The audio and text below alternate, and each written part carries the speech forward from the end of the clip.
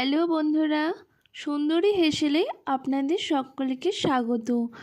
আজ আবারও একটি নতুন রেসিপি নিয়ে চলে এলাম। আজ আমি বানাবো দই ফুচকা। চলুন তাহলে আমি আজ কিভাবে বাড়িতে দই ফুচকা বানাই সেটা দেখা যাক। দই ফুচকা বানানোর জন্য সবার প্রথমে আমি অফ ক্যামেরায় আলুকে সেদ্ধ করে নিয়েছিলাম। এখানে আমি 3 পিস আলু নিয়েছি। এবার এই সেদ্ধ আলুগুলোকে আমি হাত দিয়ে একটু ম্যাশ করে নিচ্ছি। আলুগুলোকে খুব ভালোভাবে ম্যাশ করে নিতে হবে। এরপর আমি এর মধ্যে দিচ্ছি ছোলা আমি আগে থেকে ভিজিয়ে রেখেছিলাম। আর দিচ্ছি সেদ্ধ করা মটর। এরপর এর মধ্যে দিচ্ছি পেঁয়াজ কুচি আর 1 চামচ কাঁচা লঙ্কা কুচি। ঝালটা আপনারা আপনাদের পরিমাণ মতো দেবেন। আর দিলাম 1 চামচ ধনেপাতা কুচি। এরপর আমি এর মধ্যে 2 রকমের লবণ দেব। প্রথমে আমি 1/2 চামচ নর্মাল লবণ দিলাম আর 1/2 চামচ বিট লবণ দিলাম। এরপর এর মধ্যে দিচ্ছি 1/2 চামচ জিরে মরিচ গুঁড়ো আর দিচ্ছি লাল লঙ্কার গুঁড়ো। এরপর আমি আগে থেকে তেঁতুলের কাত করে রেখেছিলাম, সেই 2 চামচ তেঁতুলের কাত আমি দিয়ে দিলাম। এরপর আমি আধখানা পাতিলেবুর রস চিপে দিয়ে দিচ্ছি। আপনারা চাইলে গন্ধরাজ লেবুও দিতে পারেন। আমার সবকটা উপকরণ দেওয়া কমপ্লিট হয়ে গেছে। এরপর আমি হাত দিয়ে খুব ভালোভাবে সব কিছুকে মেখে নিচ্ছি। আপনারা এভাবে ঘরে আলুটা মেখে দেখবেন। বাইরের আলু মাখার থেকে কিন্তু ঘরের ফুচকার আলু মাখার টেস্ট অনেক গুণ বেটার। এই আলুটা কিন্তু আমাদের খুব ভালোভাবে মাখিয়ে নিতে হবে। দেখুন আমার কিন্তু আলু মাখাটা পুরোপুরি কমপ্লিট হয়ে গেছে। এরপর আমি ফুচকাগুলোকে ভেজে নেব। আমি প্লেটে সবকটা ফুচকাকে রেখে দিয়েছি।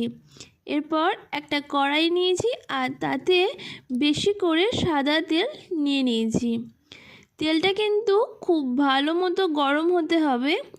তেলটা ভালো মতো গরম হয়ে আসলে তারপরে আমি এই একে একে সবকটা ফুচকাগুলোকে ভেজে নেব।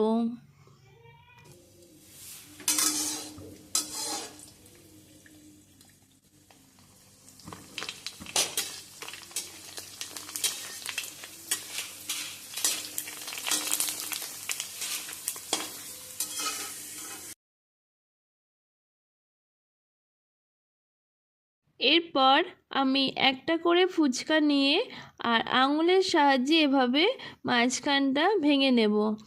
আর ভেতরে আমি আলু মাখাটা একটু বেশি করে দিয়ে দিচ্ছি। আলু মাখাটা ভরা হয়ে গেলে ফুচকাটাকে আমি প্লেটে রেখে দিলাম। এরপর সেম প্রসেসে আমি আবারও একটি ফুচকার পুর দিয়ে দিলাম। বাইরের দোকানে তো পুর একদমই অল্প করে দেওয়া হয়। ঘরে তৈরি করলে আপনারা একটু বেশি বেশি করে পুরও দিতে পারবেন। এইভাবে আমি সবকটা ফুচকা তৈরি করে প্লেটে সাজিয়ে রেখে দিয়েছি। এরপর ফুচকার মধ্যে আমি ওপর থেকে আরও কিছুটা করে পেঁয়াজ কুচি দিয়ে দিলাম। আপনারা চাইলে শসা কুচিও দিতে পারেন। সবকটা ফুচকাতে আমি পেঁয়াজ কুচি দিয়ে দিলাম। এরপর আমি ফুচকার মধ্যে দিচ্ছি 1 চামচ করে টক দই। এই টক দইটা আমি আগে থেকে খুব ভালোভাবে ফেটিয়ে রেখেছিলাম। আর সবকটা ফুচকার মধ্যে টক দই আমি দিয়ে দিলাম। আর দিচ্ছি 1 চামচ করে তেঁতুলের কাত। এই তেঁতুলের কাতটা অবশ্যই দেবেন, তাতে করে খেতে কিন্তু খুব ভালো লাগবে। নেক্সট দিচ্ছি টমেটো সস। এই টমেটো সসও আমি সবকটা ফুচকার মধ্যে 1 চামচ করে দিয়ে দিলাম।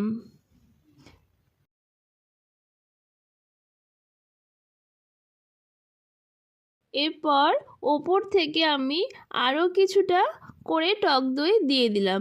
অবশ্যই এটা দই ফুচকা, তাই জন্য দইয়ের পরিমাণটা তো বেশি রাখতেই হবে।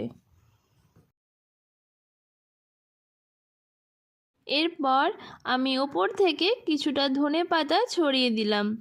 দেখুন দই ফুচকা কতটা কালারফুল দেখতে লাগছে। আর সবশেষে আমি দিয়ে দিচ্ছি প্রত্যেকটা ফুচকার মধ্যে কিছুটা করে ঝুরি ভাজা। দই ফুচকাতে কিন্তু এই ঝুরি ভাজা দেওয়াটা একদমই মাস্ট। ব্যাস আমার দই ফুচকা একদম কমপ্লিট হয়ে গেছে।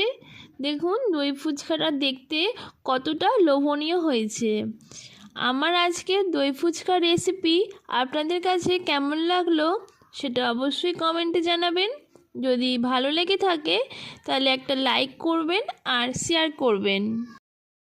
এরপর দই ফুচকা খেয়ে দেখার পালা। সত্যি খেতে কিন্তু অসাধারণ হয়েছে। এই রকম নিত্য নতুন রান্না দেখতে আমার চ্যানেলটাকে সাবস্ক্রাইব করে দেবেন আর আমার পাশে থাকবেন। আজকের মতোই ধন্যবাদ। দেখা হচ্ছে পরবর্তী ভিডিওতে।